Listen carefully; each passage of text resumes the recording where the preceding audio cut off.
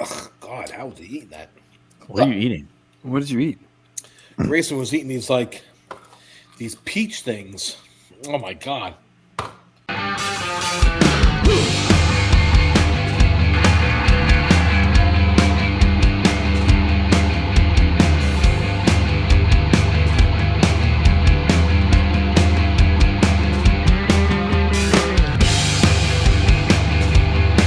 Hey everyone, welcome to another episode of 5 Idiots Talking Toys. I'm Shane and we're here with our Sunday podcast. We are going to be reviewing some more vintage Star Wars figures. We're going to be going through and talking about the things to look for when you're collecting these figures, the accessories that came with them originally, what things to look for to identify the authentic accessories versus any modern repros. We're going to go over the different areas of the figure to look for to find a really nice mint-like figure, as well as what are the values of the figure currently and what to look for if you're interested in grading the figures. So you may have seen two of our previous episodes where we went through the first 12 of the original Kenner vintage line of figures. If you haven't seen those, hit the pause button, go back and watch those now. Then you can come on back in and jump into the next figures. We're going to go through 13 through 16 in this episode. Let's bring the guys in now, and we will jump into reviewing some figures. Christopher W. is here with us. Oh, thank you for having me on first. I really appreciate that. You're always last, I think. Always last. Always last. Right. Who is never last? Lord Walden. Good evening, good sir. Good evening. Brandon A. is here. I'm Matt. I was last. He's always last. Wah, wah, wah. You know what I was just reminded of as I greeted Lord Walden? We started finally rewatching Game of Thrones for the first time since the original. Oh, it's so good. When you don't have to wait a whole week. We're already like 4 or 5 episodes in after like 2 nights. So great. I crushed that a few months ago. I watched all of it over again. And then you told me about The Bear. Oh, and yeah. I finished both seasons in 2 days. Is that so good. Is that a 2 days. comedy or no? It's like a dark comedy kind of thing. Yeah. Not really dark, but... Is it like The Whale? I didn't see that. The But Whale was a good movie. But there's some funny moments, but it's like it's a serious setting of the movie. They're trying to run a restaurant for real. I actually liked it a lot. I thought it was really, really good. When I think of The Bear, I kept thinking you guys were talking about like Cocaine Bear or something. No, I did see that though. It's about a restaurant, and it's actually seasons 1 and 2 because they're like really short episodes. I believe season 2 were like 27-minute episodes with no commercial. Yeah. So you can power through a few of them. It was a good show. I've been waiting to go back to Game of Thrones for so long, and I still haven't watched House of Dragon. We started like 1, and then we got away from it. We had to go back, but we were about to put it on, and I said, I just want to watch Game of Thrones. It is so enjoyable to watch when you know the story already, because you can pick up so much more stuff and catch stuff that it didn't make any sense the first time you saw it. Yeah, I love it. I love it already. Were you aware that they are coming out with a new Spartacus show? It's called The House of Asher. So Asher is coming back and reprising his role, and it's going to be a spin-off of Asher. I like Asher. Yeah. He's always screwing everybody over. Everyone. So great. So there's going to be a new show about that on Stars. Yeah. So is the original Spartacus actor, is he still alive or is he No, the original actor, I believe he got leukemia. So after season 1, he got leukemia. So while they were shooting season 2, they decided to do a prequel instead that didn't have Spartacus in it to give him time to recover because he was getting better and recovering. So then while they were shooting technically season 3, which is really season 2, he took a turn for the worse. He passed away, and they had to recast a whole new actor. Yeah. Oh, jeez. Yeah. Yeah, the whole series is so great, though. Terrible.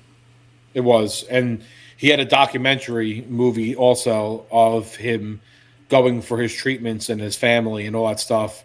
And you can see like the highs and lows of it. And it was just really, really sad to watch. Yeah.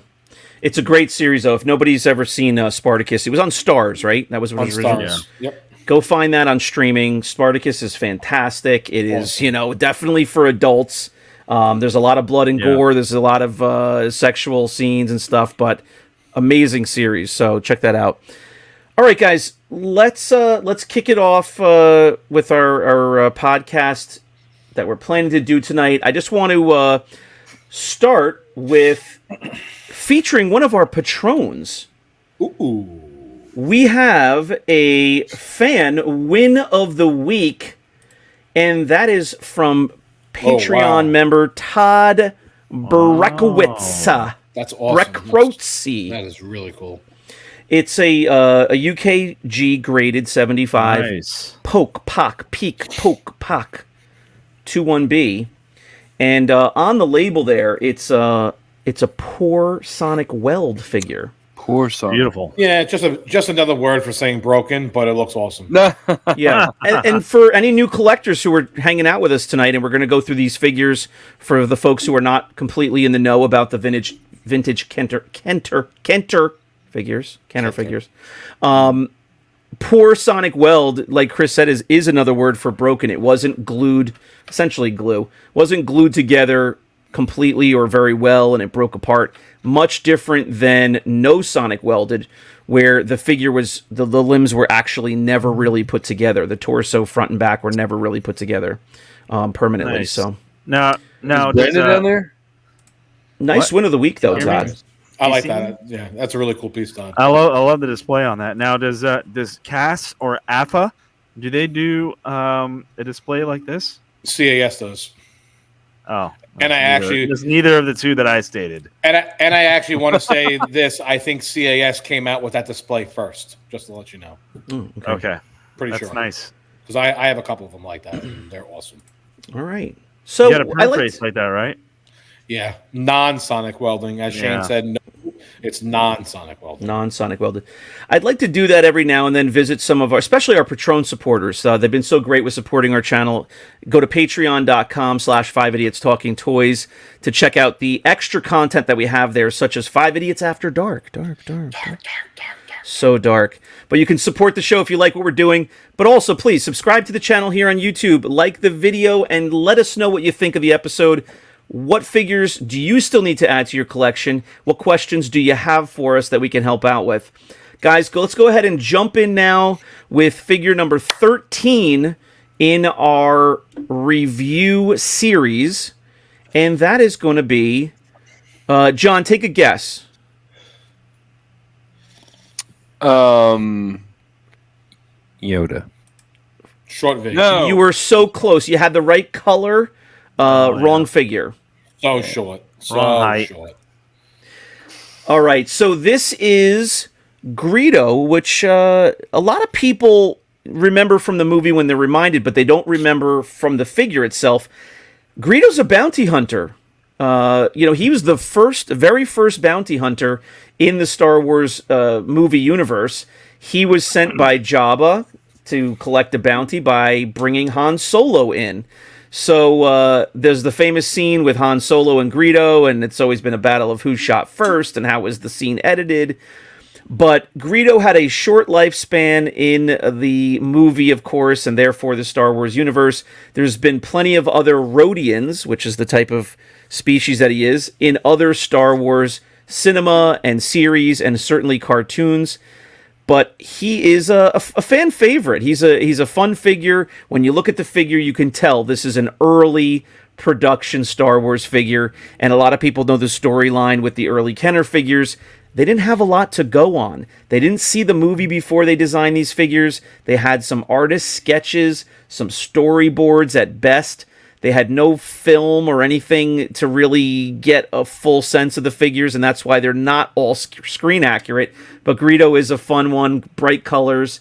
And I'm going to throw it over to you, John, now. Can you tell us a little bit more about this guy? He has a Rebel blaster. Correct. Is that it? All right.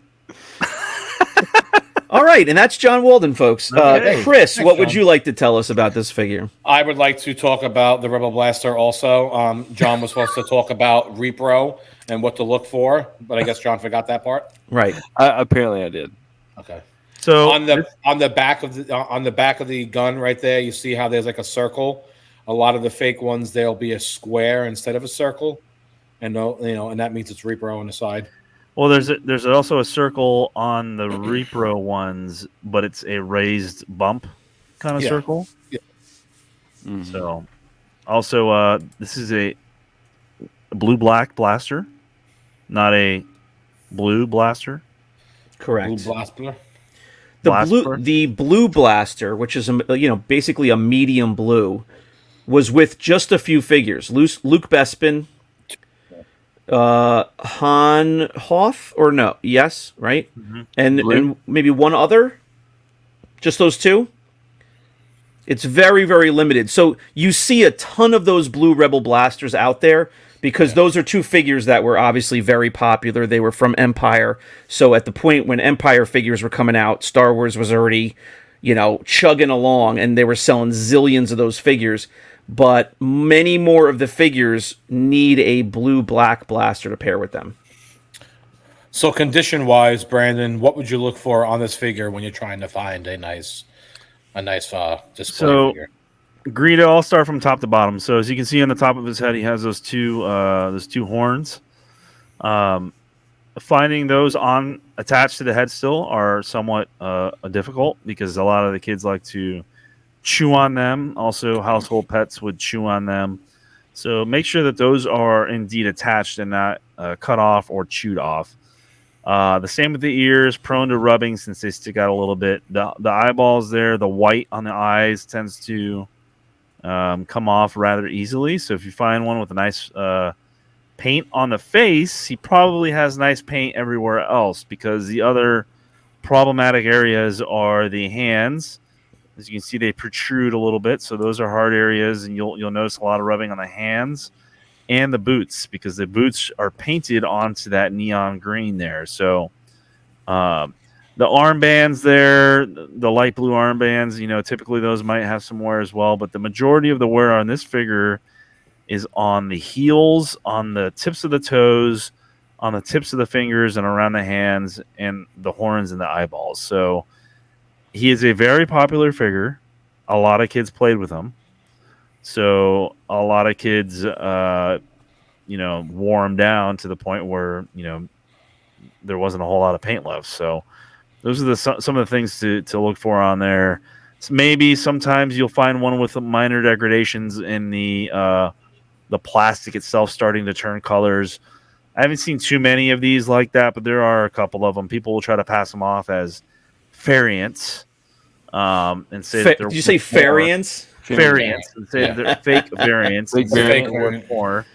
They're not. They're just plastic degradations due to the plastic breakdown over 40+ years of these figures. You got to know. You just got to understand that these figures weren't meant to last 40 years. So they start to degrade after a while. Greedo, on the other hand, is usually pretty good about degrading. I haven't found too many that are like that, but those are the trouble spots on Greedo that I've noticed for condition. Also, just look for overspray too. You'll always find a lot of overspray on them. And those blue bands on the arms, they do get rubs on the elbows. Yeah. They do cross on the elbows. So that's one of the first spots I look for a lot of times because for the dozen that I have around me right now, it's like it feels like every single one's got elbow rubs. So you got to look for that too. Yeah. I'll take a figure any day of the week that has overspray over the one that's missing paint. Yeah. Yeah, because it's that amounts to or is akin to a factory error as opposed to worn sloppy figure or whatever. But it's like you can tell. Well, this figure wasn't played with too much. It's got some extra paint. Plus, you're getting more for your money. Yeah, and you do get some discoloration in the ribs on the legs sometimes, or you see that there you could see the plastic didn't quite gel together in the mold. You could see some mold. Lines from where the liquid plastic was coming together and the way that it dried. So not that that's something you should shy away from. That's how the figure was made a lot of the time. But if you're really looking for a very clean figure, this is one figure that you're going to want to look for how the plastic, cured in the mold on the legs, because I do see that a lot as well. Chris, how much for the figure? With him, average cost, you have to always remember that blaster is $20 all day long. So you're always going to be paying $20 for the most part.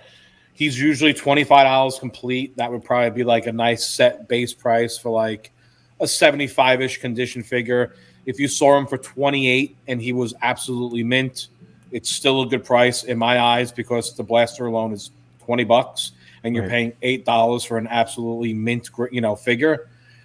He's not one that's really worth grading in my eyes because, even if you get a grade 85, the value is not really there to spend $80 on, to grade him. At least that's in my opinion.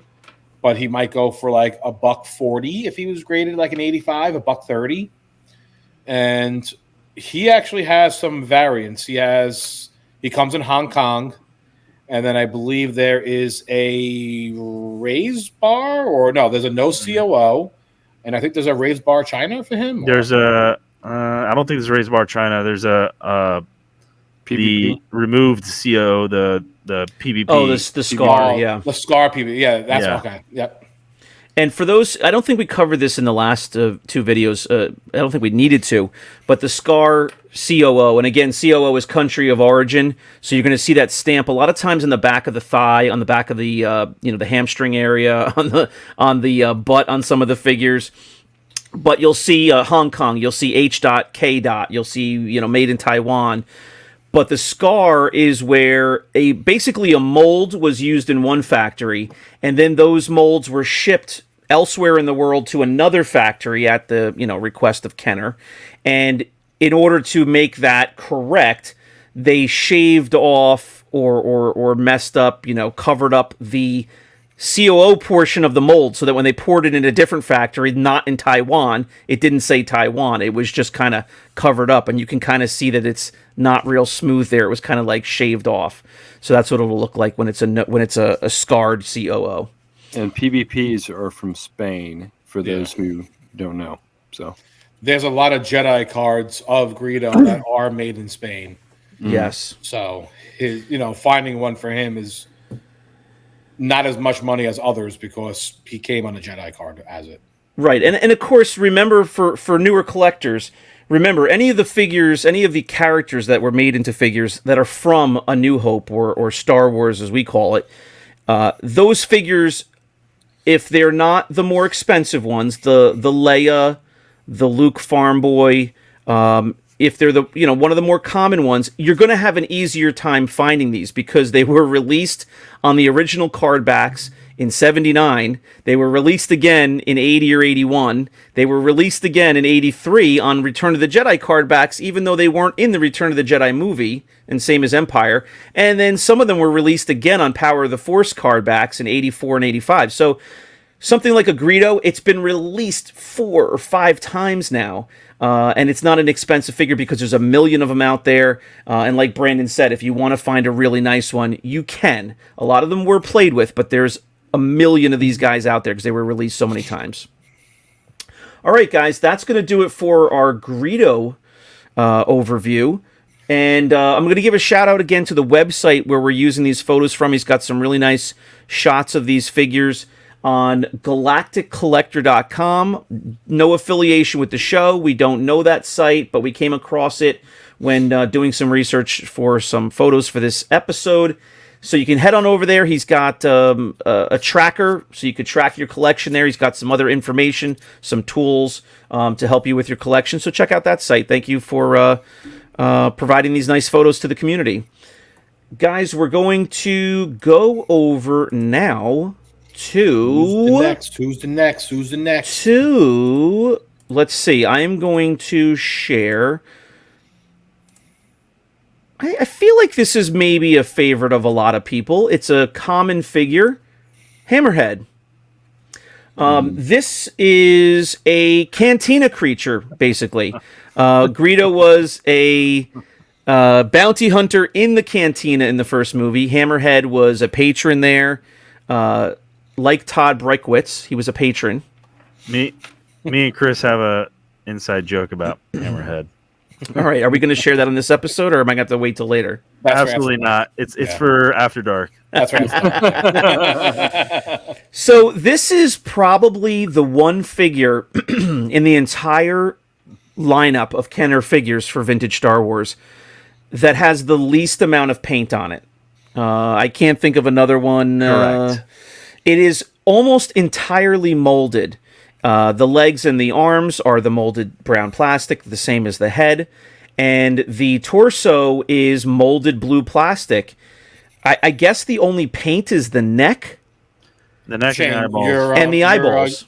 We're jumping on a turn here. We're supposed to start with John and the accessory.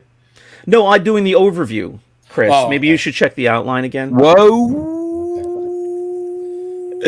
But this is an easy one to find with in terms of paint rubs because there's so little paint on the figure. Literally eyeballs and his neck.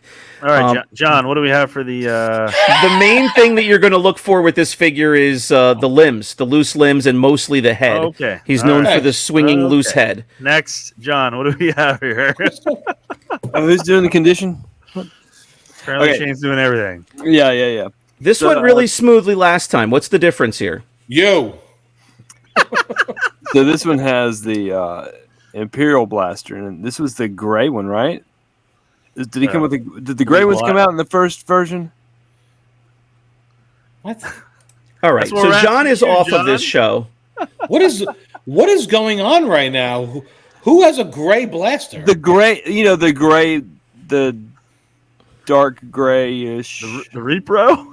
Not the Okay. Repro. So Not he the comes Repro. with a blue black blaster. Blue black. Okay. Blue Black Blasper. I'm gonna go ahead. Did he remove himself? Yeah, and the way you can tell these Imperial blasters are Repro are a really easy tell is the scroll on the end of the barrel.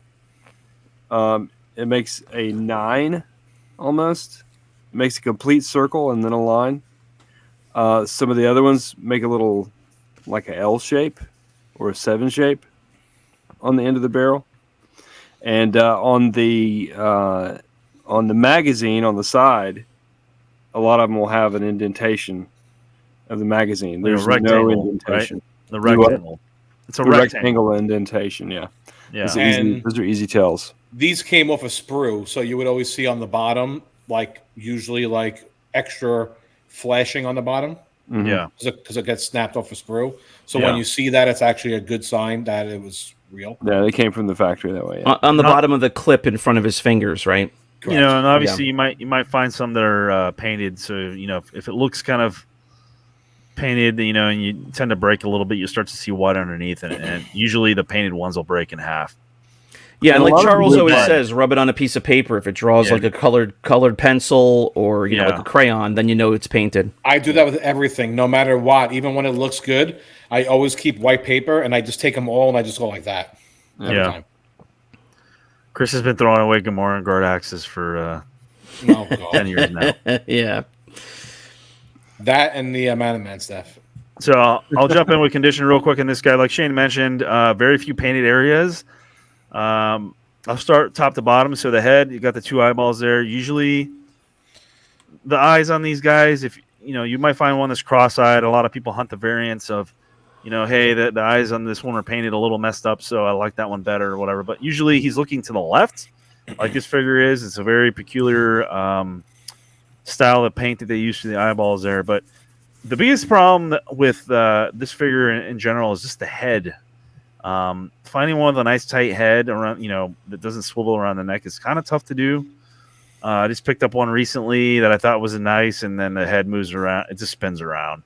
So I usually, try to find one with a nice tight head. These were packaged with the head to the left like that because the head was rather large, and if they moved it, front and center, the bubble would be, or the blister would be a lot bigger. So they were packaged to the left like that. So I don't know if that has something to do with it, but moving down below, that's the neck. As you can see that this one has a little bit darker colored neck. It's probably due to, paint and degradation at this point, 40 plus years later. So finding one with the same neck color as the head and the arms is a little tougher. The biggest thing I find with these figures overall, since it is molded, the blue area tends to be a little more prone to scuffing. So I've noticed if you hold it up against the light, you'll notice a little bit of wear to the torso itself, to the front and back. Other things that I've noticed collecting this figure are, sometimes there's loose limbs, but I had one where the legs were actually melting a little bit due to, I don't know if somebody put it up against something that it wasn't supposed to or whatnot, but the legs, the plastic was actually kind of deteriorating and melting around like the rear of his legs. So other than that, just loose limbs, loose neck, and a little scuffing here and there. But usually this figure doesn't have a whole lot of wear because he doesn't have a whole lot of paint. There can be a chance of a little bit of color plastic degradation on the torso. Yeah. Right? It can get dark. It can get greenish. This one right here. Well, this one right here, you can tell because the neck is starting to degrade on it. Yeah. He wasn't really there's not a playability in this figure, so that it really wasn't played with. But like Brandon said, you can literally crack one out of the blister, which you're not going to, and the head would still be wobbly. All these heads are all wobbly, unfortunately. I never liked this figure because of that. Yeah, and the worst cases of those loose heads, you can literally hold the figure and almost like spin it around like a top. Yeah. They get to be that loose. So that's the number one thing most people look for is how the head is first. And when it comes to like value and stuff, it's really the same thing as a Greedo. The blaster is always worth $20, so just start with that as the baseline. So for a complete figure, you're normally looking at $25 would be like average for a 75-ish condition figure. He's another one that I probably would not send off to get graded. To spend $80 shipping back and forth, you have $100 into it. He probably sells for $125, so he's not worth grading, in my opinion, unless you're getting it for your set, or your collection. Now, mind you, that's because the grading prices now are $79.99, correct? Yes. Yeah. What were they before? $59.99? I mean, they used to be $39.99 at one point, or actually $34.99, and they've raised it $5, and then now they've been raising it $10 each time.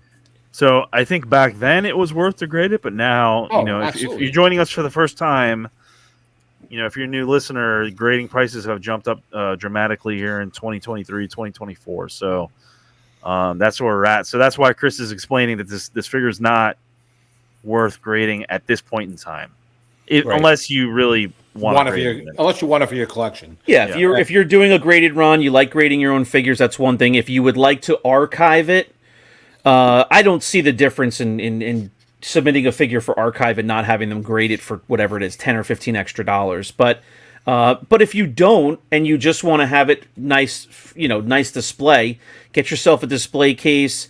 If you want to have that acrylic look, there are acrylic cases similar to the graded cases, and you can put the figure in there yourself, and you can buy a case for $15, $20, whatever it is, and save yourself $60 if grading's not your thing.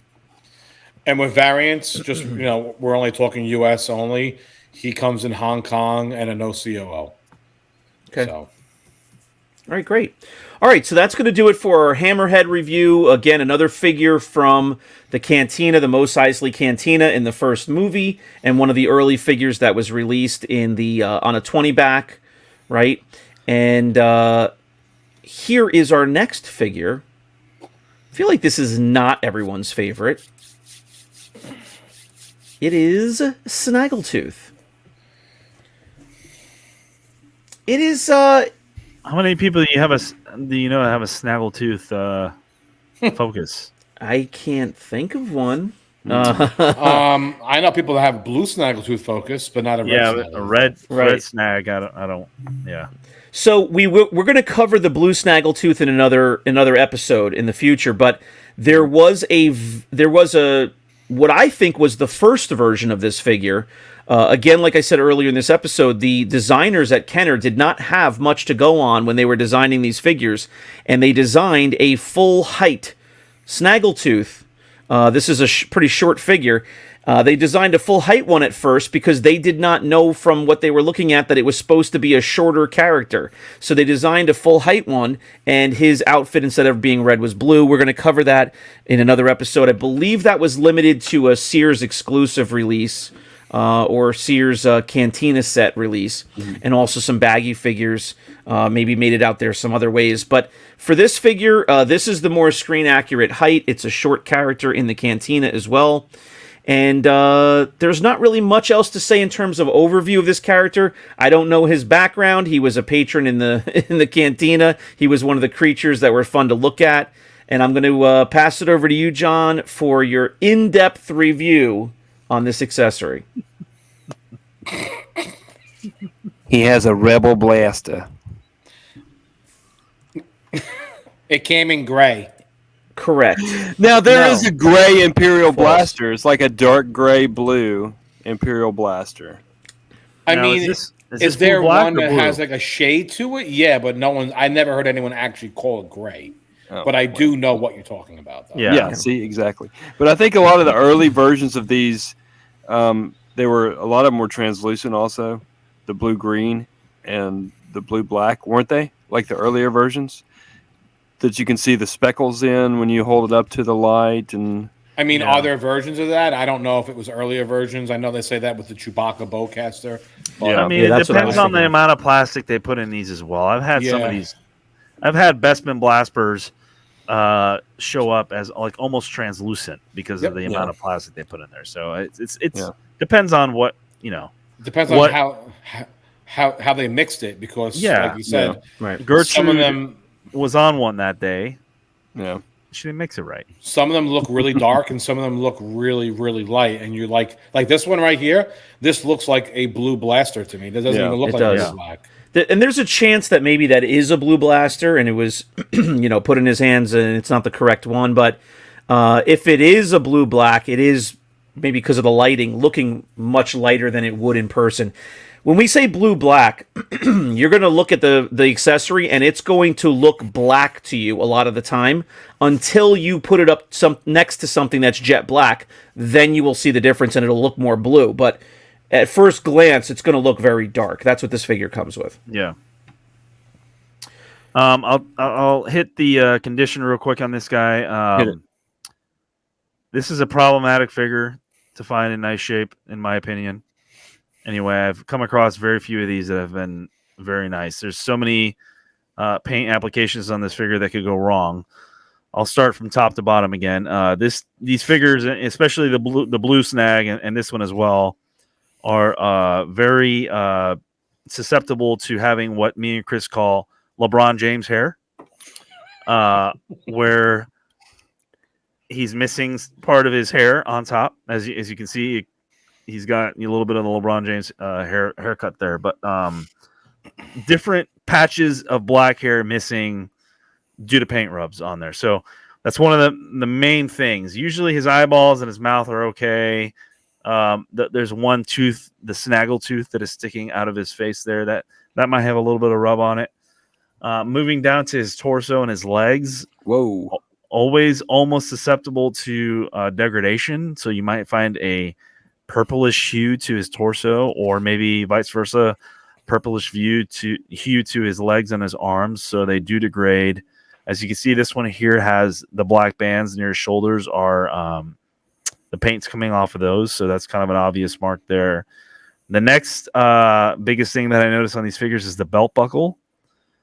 Some are white, some are silver, depending on that's a little bit of a variantism there, but usually they come in the white buckle there, and they're almost always scuffed up, like this one here in the picture. The belt, same thing. They're always usually a little rubbed on there. And then the next biggest thing that I look for in every snag are the painted hands and the painted feet. The hands and the feet, obviously they're gray in this picture, and they're almost always having some kind of rubs on them, usually in the fingertips, but also the heels of his feet. We don't have a picture of the rear, but you can tell that, they're, every time I see one, they're almost always have some kind of rub back there. And then the nails themselves are usually always jacked up and never painted correctly, or they are just, full of rubs on it. So this again, like the Greedo, is kind of one of the harder figures to find with really nice paint applications on it. Yeah, and this is an example of a figure that had, like you said, has so many spots that could have just a rub that's, annoying, just enough to be annoying, that if you had 15 of them in front of you and you're like, all right, let me go ahead and go through these and pick out the best one that I'm going to put on my shelf with my full collection, and you could have the most frustrating hour sitting there, because every time you think you got one where you're like, okay, now this is the best one, you turn it over and there's like a rub in a spot that the other... Yeah. So you're going to have a rub in like 15 different places, and you're like, oh, if I could only have this arm and that arm, So like this one has paint overspray above his left eye. He's got rubs near his shoulders. His belt's rubbed in multiple places, even the emblem there. His hands look okay, but look at his nails. I mean, this dude hasn't been to a salon in forever. I mean... Mm-hmm. He's got to go Nails are see jacked. Raul, Yeah, so at least he's all red, so that's a plus there. But Yeah. probably wouldn't be one that I would send for grading, Chris. And Chris can cover the price and the grading point. Mm. Yeah, with that, same thing. Blaster is $20. Average price might be around 26, maybe $1 more, because there are more things. If you want to find like a mint example, you could be looking at $30, for a complete mint red Schnaggles. And Chris, you know what? Let me just say real quick. If you found one, and I'm talking about you, I'm talking about anybody, if you found one that you saw a number of pictures of and it was mint, I would pay that $30 so fast you wouldn't even know, because I'm telling you, this is a figure I've sat with 15 of them, and I want to throw them all out the window because there's none of them that are perfect. It's so hard. I'd pay that extra $4, $5, $10. I would love to. He's definitely a figure that I would send in for grading if you wanted to. To me, it's worth it because it's very hard to get an 85 in him. So if that's what you're into, you could do that. There is a Hong Kong version. There is a no COO, and that's it. No Taiwan. There's nothing. So PvP version of him as well. Well, yeah, but we're not really covering those though. Yeah. U.S. only. Kenner only. Yeah, there's a lot of foreign toy companies that got the licenses around the world.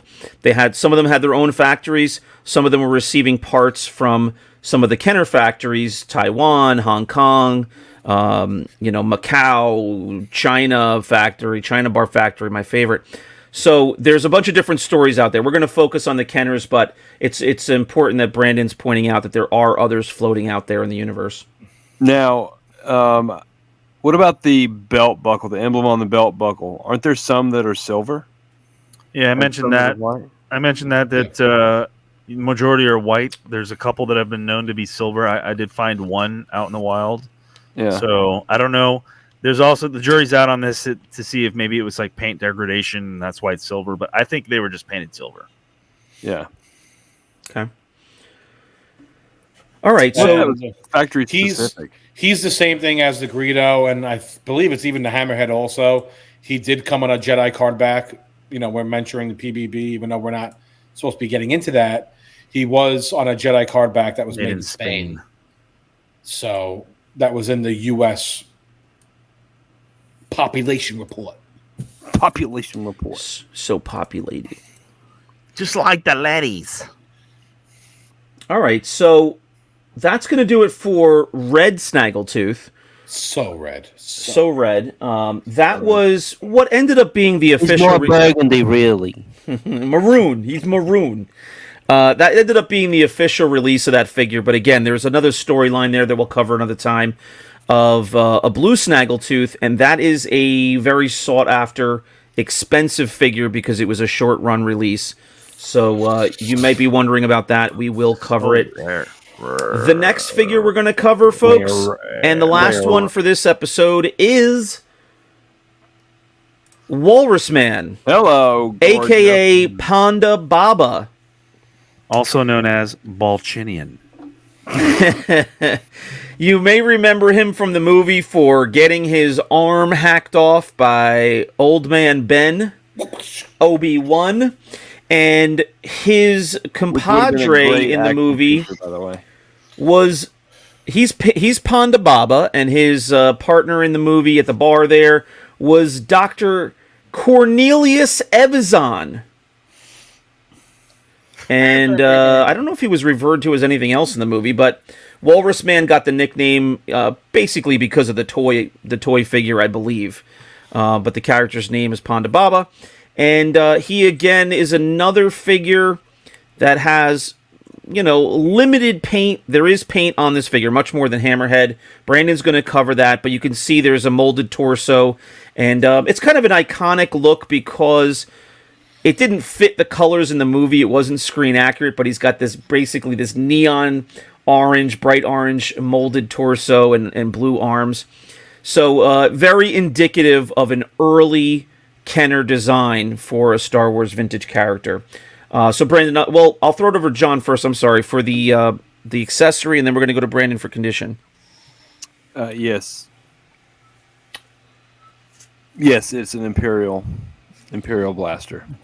Are we only allowing John to say something about the blaster, or can he tell a little bit about the figure that he likes? Talked about it. We've already talked about the Imperial blaster. Yeah. So what anything jump out to you, John, before we pass it over to Brandon, about this figure or anything? I mean, you're a noted longtime collector, so you've been staring at this figure since the 70s. Yeah. He's noted. He's owned 15 of these since he was a college student. I was 7 years old when Star Wars came out. No, I've always liked Walrus Man. I've always liked all of the creatures, the Cantina creatures. But yeah, I think that's really cool that that the torso is molded and there's no other paint application to it, like you were mentioning. And I like the molded paint or the molded color arms and stuff. I mean, it was Walrus Man was one of those that was just kind of like he was always a vibrant character, even though you didn't even know who he was, other than if you caught that when you're watching it when you're a kid, that was pretty eye catching to see Obi-Wan or see old Ben slice his arm off. And I always wanted them to have a cool action feature of his removable arm, but yeah, never did do that. It would have been cool if they came out with a redo for Empire or something, the same way they did with C-3PO, and yeah, they could have revised some of these figures. Yeah. All right, Brandon, tell us about the condition that you look for. What are what are the parts, the points to really focus on if you're looking for a mint figure? I love this guy because he's one of the first figures I ever remember owning as a kid, as a hand-me-down from my brother. So top to bottom in this guy, fairly simple figure. The thing that everybody looks for in his head, obviously he's got the eyes there, but usually the eyes, they're inset there, so they're not, typically not too many rubs on the eyes, but the actual tusks there is the Balchinian. Usually they are scuffed up, missing some paint. It does stick out from the figure, so a lot of the kids would usually rub it around and rub his face into stuff. So these are white / tan. I'd say there are a couple of variants. You'll have the white tusk and the pink tusk that the grading companies will look at, but or you'll see like an orangish pinkish hue to the tusk here. So this one would probably be a white tusk there, but check for that. This one is actually pretty nice there on the face. Next area I look for are the hands. Usually a little bit of rubs there on the fingertips. And the big no-no there is putting the blaster in the hand there, so that right hand there probably has a ton of rubs in it. The other thing, other than the face on this figure, that is almost always an issue are the number one problem. Brandon is going to reveal the toes. The toes. He always has rubbed. What are these, John? What kind of feet are these? Are these platypus feet? Webbed feet. Webbed flippers. Platypus flippers. The flippers are almost always rubbed because it's black that's painted on the solid blue there. So always check the toe tips there of the webbed feet because those are almost always rubbed. I mean, it's very hard to find one that's not. Flippers. And Out of all the rubs that you could overviews- find, Brandon, those you have to really look for because the difference between the black and the blue is not a lot. No, so if you gotta can miss pull them out real easily. You got to pull out a Brandon ICCC special flashlight for those for sure. But other than that, I mean, 500,000 lumens. fairly simple figure as long as you're looking for the tusks and the feet there. The hands, you usually don't find too many rubs on there, but maybe a degradation here and there on the torso. But other than that, this figure holds up pretty well. And Chris can talk about Correct. the price point. Are you cleaning that, Shane, with a swatch of the screen-worn Walrus Man jacket? Correct. Wait, hold on a second. Let me. Correct. Yes, I'm polishing my Dick foes right now, and getting ready to examine some more figures. But Chris, you tell us about the price point and what you would look for in grading. He is the same thing as the others. Blaster, $20. Average price, $25. You can see him 26 to 28 for a more better version. But, $25 is not really one of those figures that you should send in for grading unless it is for your personal collection. It's not really a flipping piece to grade. I see what you did there because he has like flippers on his feet. Hey! Oh, yippee-doo! And I believe he comes in a Hong Kong and a no COO. Wow. Okay. And as Brandon said, you will see the labels will notice and label white tusk and pink tusk. Correct. And And one of the thing I was going to say is about the eyes, Chris, is the eyes don't necessarily get the rubs, but there's a couple different types of things you look for. The eyes I look for the actual paint application. Their paint application sometimes is not good on those. It could be very light. It could be wonky, like, cross-eyed, one eye going one way, the other way.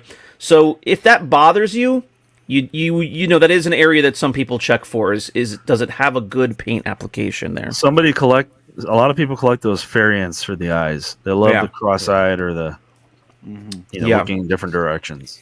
Mm-hmm. Yeah. All right. So I think that's going to do it for this episode of reviewing for the next 4 of the Kenner Vintage Star Wars figures.